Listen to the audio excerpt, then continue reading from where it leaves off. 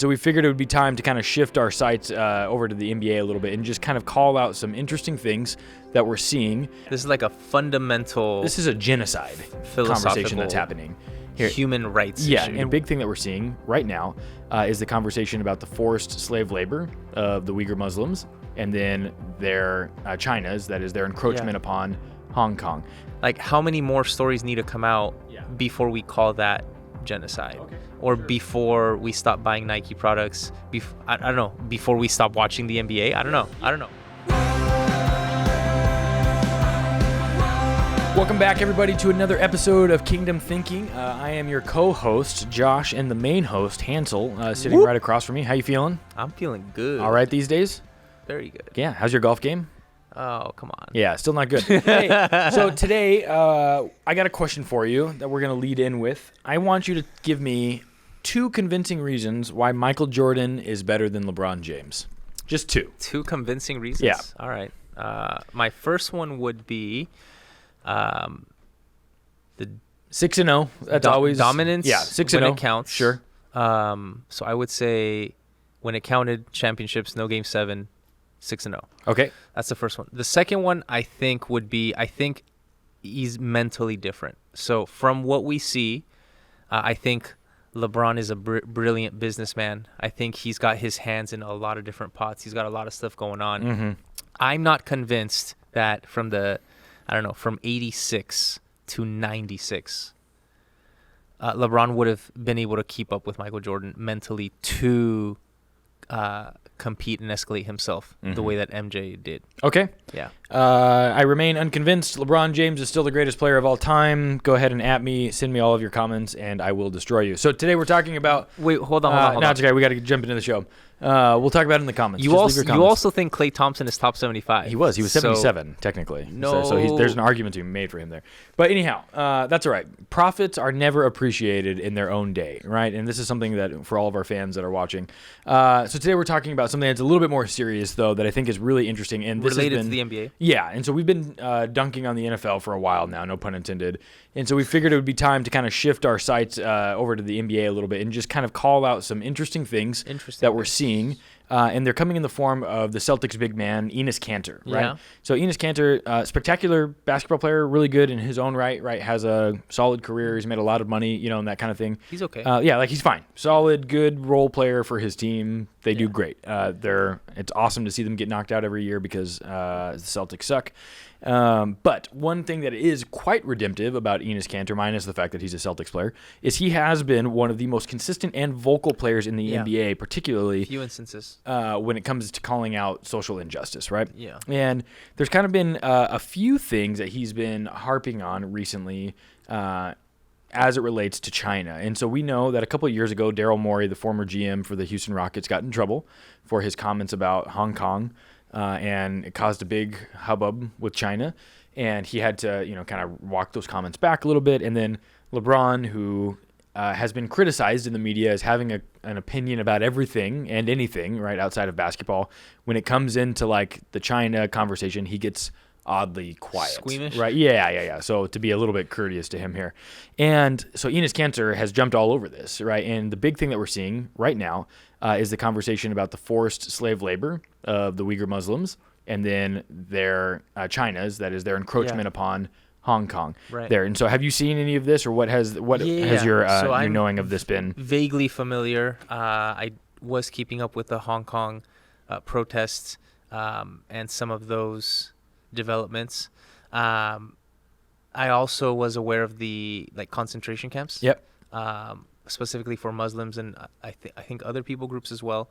I wasn't sure the extent of it. So now it's forced labor for their economic. For a few million Uyghur Muslims. Yeah. So it's crazy, right? Yeah. And so one of the things that Kanter did that oddly has not gotten a lot of attention from mainstream media kind of stuff. Yeah.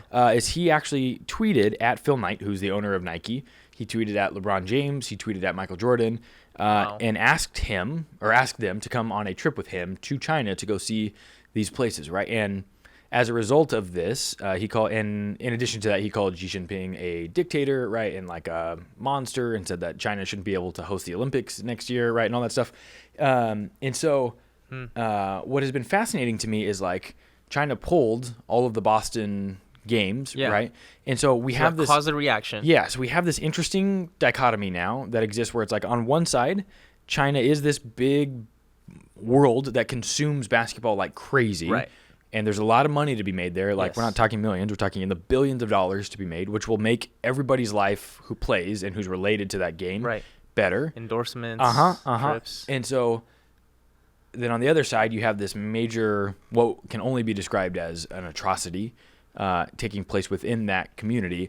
And so one of the questions that I'm most interested in right now is like, what do we do with that as Christian consumers there? Because this is no longer a conversation about like the NFL just pandering for all people and LGBT stuff, even though they, don't do well with like their domestic abuse. Like, this is not just like a one blind spot. Yeah. This is like a fundamental. This is a genocide conversation that's happening here. Human rights. Yeah, issue. and we're fully aware of this, right? And there has been multiple reports covering this. And so this is not just like Enes Kanter's misinformation kind of going out, right?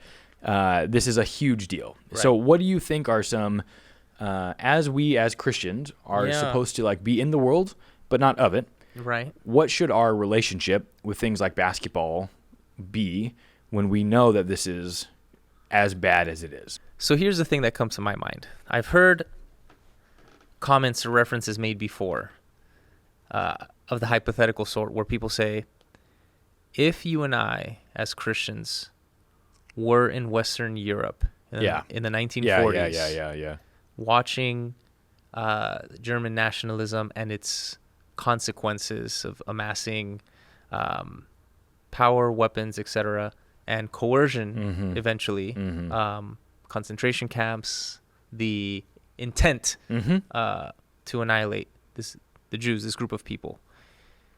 Would Christians do something? Yeah. Did Christians do something? And then, there's stories about people like Dietrich Bonhoeffer, so on and so forth, right?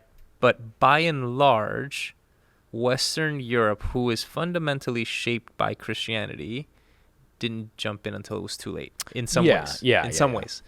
So the only thing that I can think of is this comparable?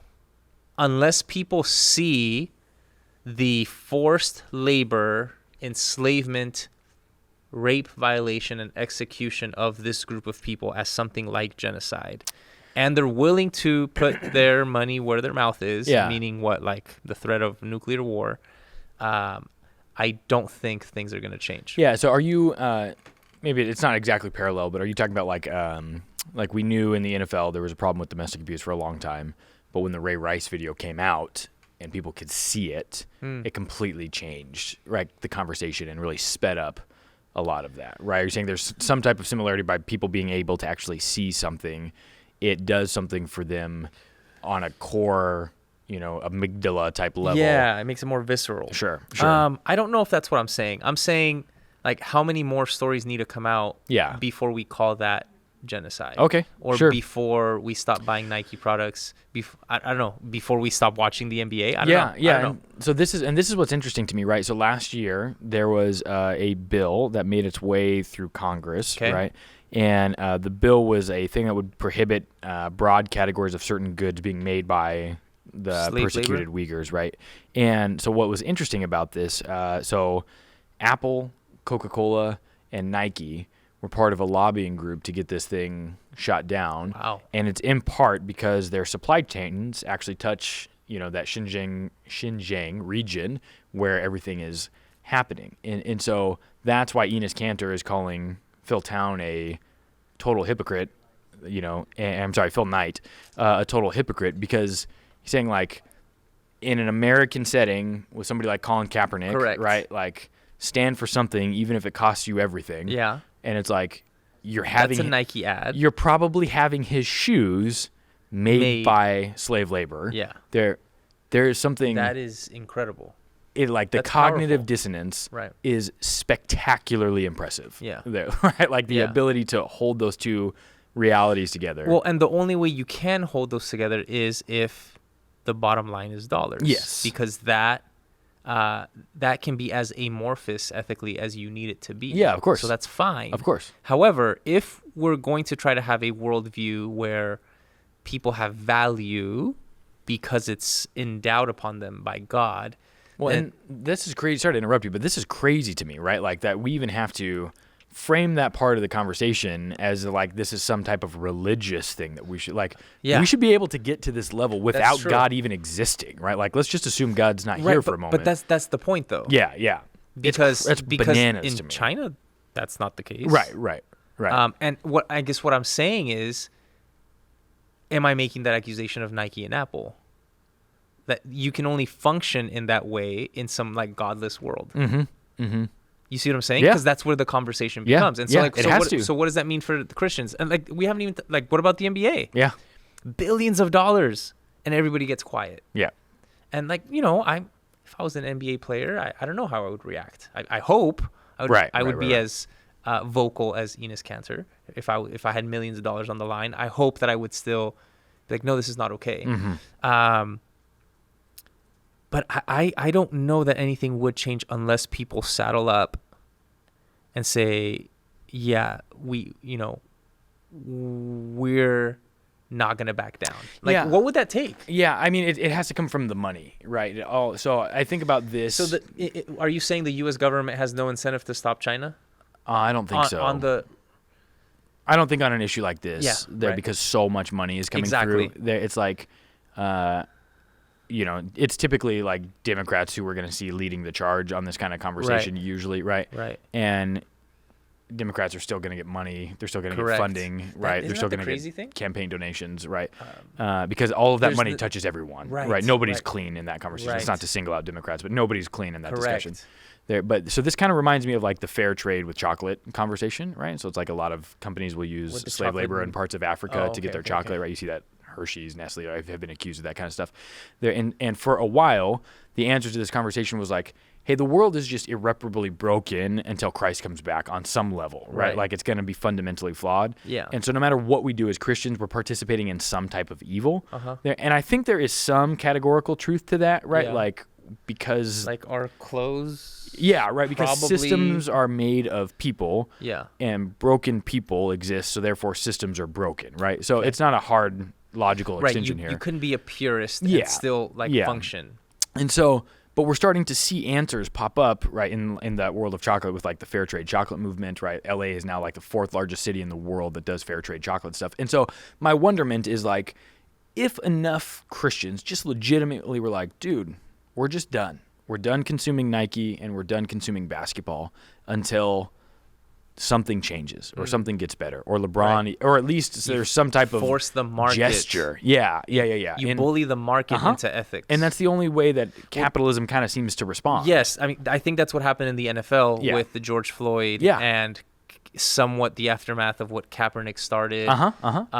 They kind of got bullied into, all right, we got to soften our stance on some of this, and I think Roger Goodell made a statement, and it was less than epic, probably. Let's put it that way. Yeah. But they got forced into that. Are you saying something similar? I don't know how else we can do this, right? Like besides like avoiding nuclear war? And right. I mean, it seems like the only way that we can really have this conversation is like we have to talk in dollars and cents. That's crazy. There. And for us, it would be convenience, right? Like the fact that I'm even thinking about, like, could I really stop watching the NBA? Mm-hmm. Does that really show where I'm at? Like that I'm just giving up convenience. Yeah. And I wonder if there's like an actual spiritual conversation to be had here for us as believers, because it doesn't cost us anything, right? Like I haven't watched personally, just because I haven't had time and I don't have cable. I haven't watched an NBA game since the finals of like 2 years ago when the Lakers were in the bubble. Yeah. And it's like, so I'm not taking a principled stance here. I'm just taking, I have a 2.5-year-old daughter stance here. Right.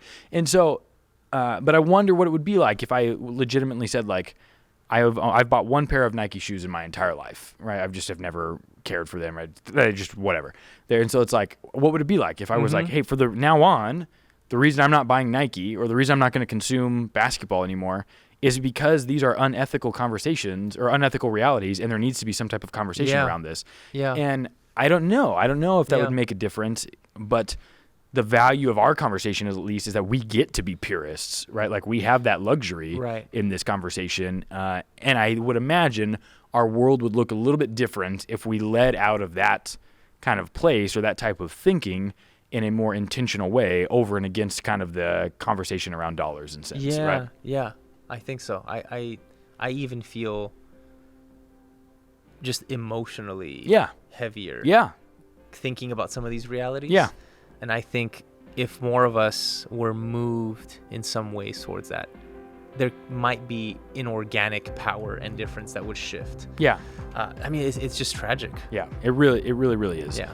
So we're going to leave it there. Drop a comment. Let us know what you think. And make sure you check us out on the JUCE app. LeBron, despite his foibles, is still a better basketball player than Jordan. Thanks so much for watching, and we will catch you next time on Kingdom Thinking. Lies. It's all lies.